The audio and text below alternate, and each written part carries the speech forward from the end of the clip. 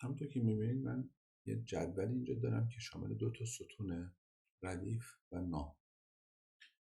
من میخوام هر اسمی که اینجا نوشتم خودش شماره ردیف برام بزنه به ترتیب. مثلا اینجا می نویسم محمد،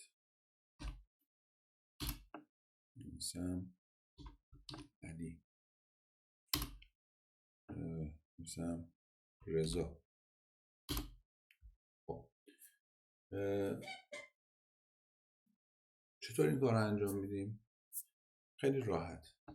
توی اکسل 2021 یک فانکشنی اضافه شده به اسم سکونس. سکونس یک عدد از شما میگیره و به تعداد اون عدد براتون شماره میزنه، مثلا از 1 تا 10. خب حالا من از این خاصیت سکونس استفاده میکنم و میام میگم که اینجا مساویه با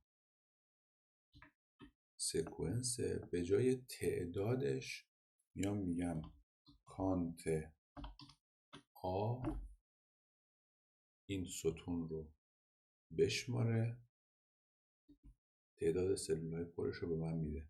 یکی از این سلول ها هده اون ستونه که من نمیخوامش، پس اون یه دونه رو ازش کم میکنم و تمام. از این بعد هر اسمی که اینجا اضافه بکنم